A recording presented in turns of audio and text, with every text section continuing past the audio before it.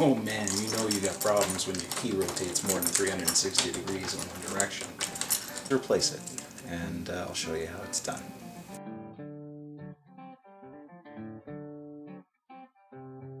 Lucky for me, I'm locked in, not locked out. So I can take care of this without having to break a window. See, I've got a key lock inside as well as outside. I'd recommend it for any door like this one that has a window in it. It's easy for a burglar to smash and reach his hand in and turn a latch. But on a door with a double cylinder lock, anybody reaches in is in for a surprise, because if the key's not there, they still can't open the door very easily. So I just thought we'd take a look inside my locks box. It's a box of locks. It's got an awful lot of locks in there. Some interesting stuff. Okay, I've got the Allen key here that opens this particular lock setup. Just a couple of quick turns. Anyway, okay, so there you go. So the inside cylinder just drops away, and then the outside cylinder also comes off. Okay, obviously something's wearing out. Oh yeah, there's a pretty good look at it right there. Okay, so I went with the Schlage brand double cylinder deadbolt. Double cylinder meaning there's a key on both sides. Don't leave your spare key in there as a latch, because that will simply defeat the purpose of having it. Let's get this thing unpacked. Okay, so have a look. I've unpacked the Schlage double cylinder lock kit, and I just want to show you what we got. First of all, the instructions, very important, with exploded diagrams, which I love, okay? For my money, there's nothing better than an exploded diagram to show you what's what. Going around, a template of various hardware, striker plate, mounting bolts, set screws for the striker plate, some real nice brass keys, and reset keys that come with it, so that you can change the locks of other Schlage locks to match these keys, or vice versa. Have this blank key cut to match your existing Schlage lock keys, and then rekey your new lock to match your old keys. It's a great deal. And also a good quality lock set, okay? You can see the difference. I went and bought a medium-priced, middle-of-the-road lock set before I got the Schlage, thinking I would be smart and try and save myself some money. And I'm just showing you the back. I'm going to try and show you this without showing you the name of the other one, because I'm not going to recommend them. Both have the same kind of outside brushed stainless steel casings. And then, you know, they both have the same type of device, but really, they're not very similar. You want to have a really close look at things sometimes. And for instance, this one's pick guard. Okay, it just pops right off like that. It's very, very cheaply put in. It's just pushed into place. The idea of that, of course, is to stop someone from not from picking the lock, but from opening the lock using a pick.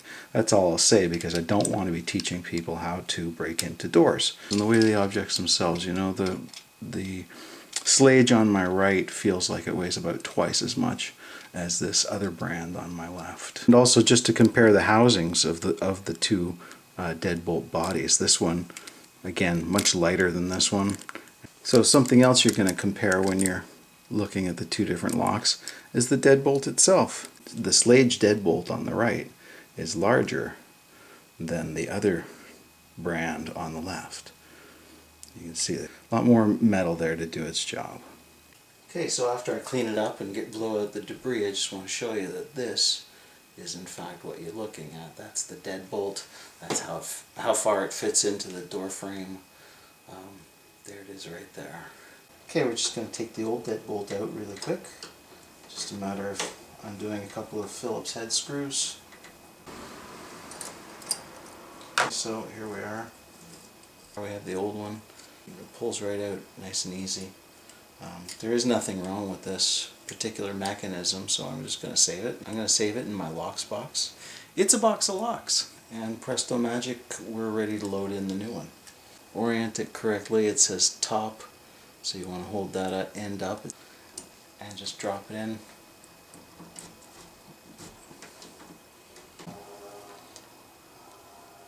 Just start putting these screws back in. You hear the symphony, enjoy the symphony of Sirens while I'm doing this together. Life in the city, eh?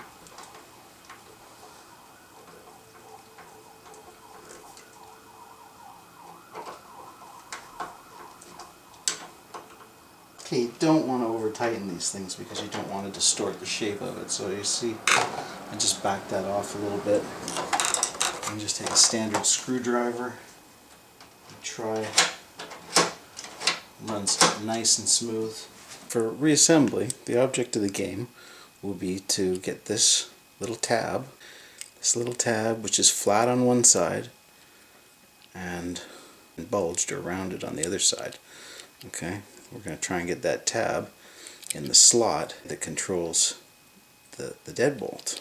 Okay, so you're going to get that in like that from the other side, and then you need to match up this one, the interior one, also flat side to flat side.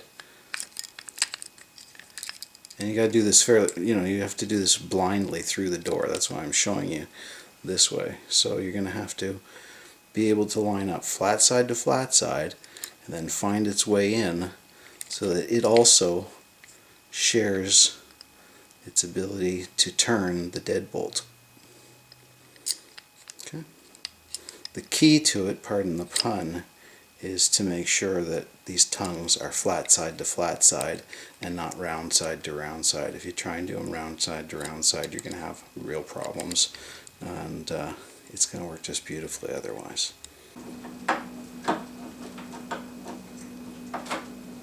Just got a hold of the outside cylinder with my finger there. It's already put into that slot as I just showed you. Got the inside cylinder here. I've got a little tongue lined up so that it's going to slide in to the controller, into the deadbolt controller, flat side to flat side with the tongue from the outside cylinder. And I'm getting a little resistance. There we go. Just dropped right in, nice and easy. Okay, so now I'll just take the screws that they provided and assemble it. And we're done.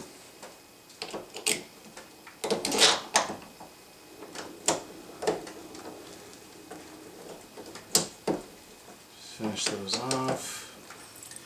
Just put the key in. And there it goes. It's a little snug, so I'm just going to back off.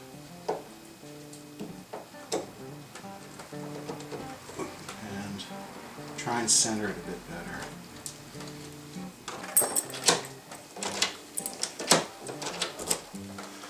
And we're done.